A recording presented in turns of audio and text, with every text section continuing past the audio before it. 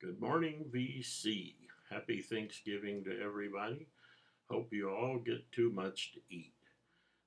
The video today is going to be about the Mastering Lab and Sheffield Lab. Now, I'm sure most of you, certainly many of you, are familiar with the Mastering Lab and Doug Sachs, who passed away this year at not all that old of an age, big loss to the music community. And the mastering lab, everyone knows that Doug Sachs was the mastering engineer and the main person there. But Mastering Lab was founded in, I didn't get the exact date, but the early 60s or around 1965 or so. And their first big record that they mastered, or that Doug mastered, was the Doors' first vinyl album in 1967. Sheffield Lab was founded in 1970, but what a lot of you probably don't know is that the Mastering Lab was founded by Doug Sachs, Sherwood Sachs, his older brother, who was the genius behind a lot of the electronics that they custom built, and Lincoln Mayorga, who was a pianist. Lincoln and Doug went to junior high together, then they went their separate ways to high school. Lincoln went to Hollywood High, where he arranged music for the four preps. After high school, they reunited in college, reunited their interest in high quality audio, recording, and so forth. And so the Mastering Lab was founded by Doug Sachs, Sheffield Sachs, and Lincoln Mayorga.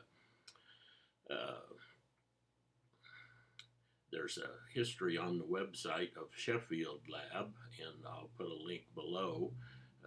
It takes 5 minutes or so to read it. It's a great story. It's very interesting.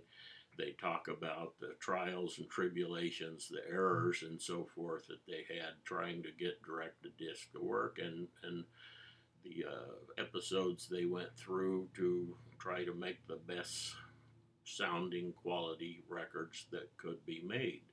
So I would like to recommend that you go read that. Dean over at Retro 2, I've been watching a lot of his videos, and I noticed on some of his, he reads the back of the album, so I figured I can do it too. I'm just going to read this one.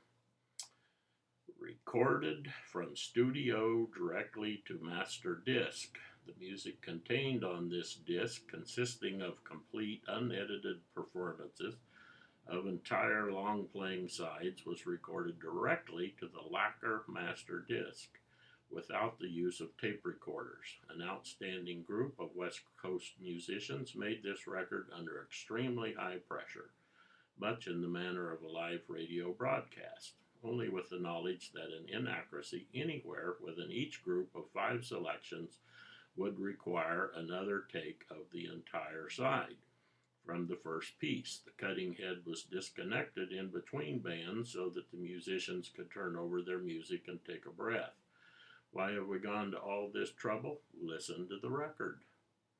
Heretofore, only operators of high-quality disc equipment have been able to observe the remarkable qualities of the pure disc medium without the limitations of magnetic tape in respect to transient response, dynamic range, distortion, flutter, and overall presence. The finished record in your possession is superior to the master tape from which it was not made. This was Sheffield Lab's first direct-to-disc recording. I'll talk about their recordings a little bit more. Here is the back with the track list, which they did Grand Boulevard, written by Lincoln, Good Vibrations, Anyone Who Had a Heart, Burt Bacharach, I'll Be Back, The Beatles, Learning to Be Kind, Lincoln, Up, Up and Away, Jim Webb, Mercy, Mercy, Joe Zawinul, She's Leaving Home, The Beatles, Don't Think Twice, Bob Dylan, All the Things You Are, Hammerstein and Kern. One of the problems that they had in doing a recording like this was getting the musicians who could play like that without making mistakes, play under the pressure, and who were really good musicians. A major part of Lincoln's career, he was a studio musician, didn't want to be out in the limelight, confined most of his work to the studio, where, of course, he knew all the other top studio musicians in Hollywood. So getting a group together took him a little bit of work, and that was an important part of playing this, kind of like a live recording, I guess, versus the studio recordings. Um, they did run a 2-track reference tape while they recorded these, and that wasn't particularly to be used for anything, just a tape so they have something to listen to, maybe compare to. One of the things that happened with that is that when the CDs of these direct-to-disc vinyls come out later on, they were taken from the 2-track reference tapes, and of course you don't get the same quality like you're going to get listening to the direct-to-disc vinyl. I was reading Stereophile magazine just the other day, and these guys talk about music they're playing when they review various equipment, and the guy made a put down at Sheffield Lab. Well, it was so irritating, I quit reading the magazine. I suspect he was comparing the CD to some other CD he was listening to and didn't go back and actually listen to the vinyl, which would sound great.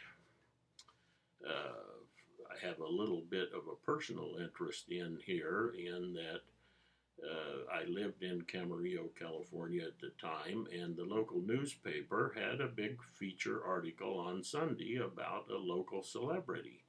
The celebrity was Lincoln Mayorga. I went to the phone book. He was in the white pages. I called him up. I invited him over. Guess what? He came over. Of course, I had a little bit of a carrot, something of interest. For many years, I've been big in player pianos and collected lots of piano rolls. Well, I had piano rolls played by George Gershwin, by Jelly Roll Morton, lots of other people. Turns out Lincoln had a player piano.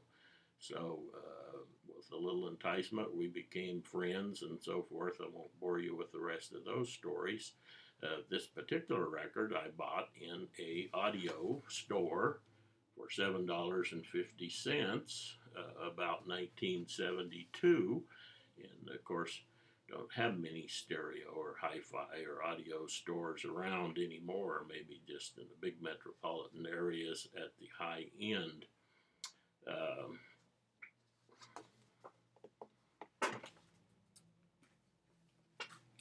I will take just one record out and show the label.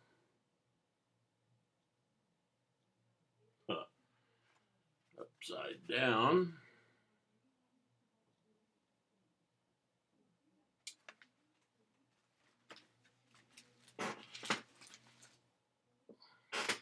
That was the first record. It's actually numbered S9. So if you're trying to look at numbers and so forth, you might get confused what was the first record. That record is the most scarce record. It was sold out in the summer of 1973, and I think it's fairly hard to get. I looked on eBay a few times. One time there weren't any for sale, another time there was one for sale. I think something happened to the lacquer master, was damaged, is why they weren't able to keep it in production a little bit longer. The second album,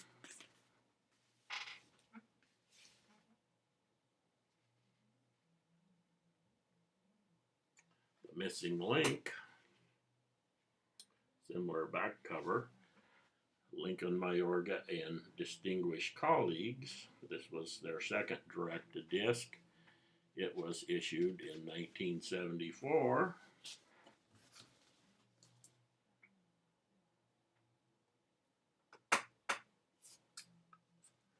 See a nice picture of Doug Sax when he was young. Picture of Lincoln. They played a really diverse group of music, and that was one of the things that made these good. Chopin Prelude, Limehouse Blues, I Never Loved a Woman, Both Sides Now, Chopin Prelude, Brazil 57, April Fools, Norwegian Wood, We've Only Just Begun, Peace Train, If, Blackbird, of rock. If you went into a stereo audio store in the mid 1970s, I guarantee if you wanted to hear how good something sounded, they were going to put on one of these records. They were the record during the 1970s to demonstrate equipment with.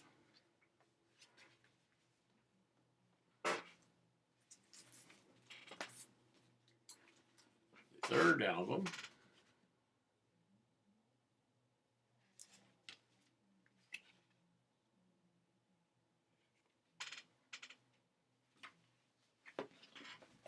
also a gatefold.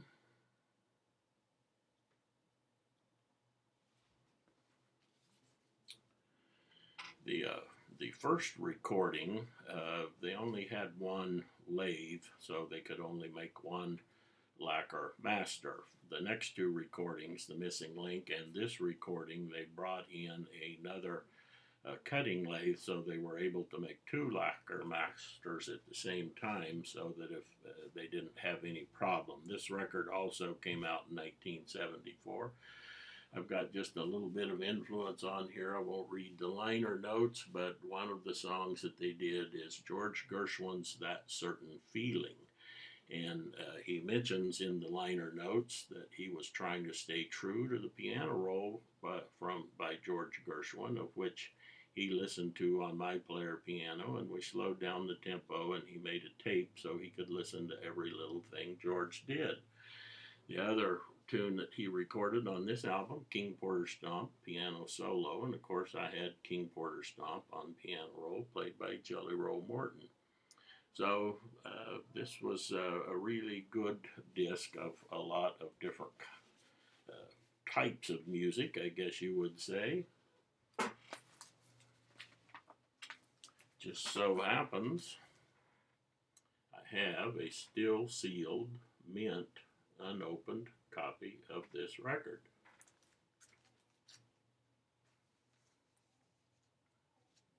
One of they did a number of direct-to-disc albums with other groups during the 70s, and I don't have actual data on this, but just my feeling from the time. Probably the most popular, the best-selling record they did was Thelma Houston and Pressure Cooker, and that was a quite good album. I probably have that someplace.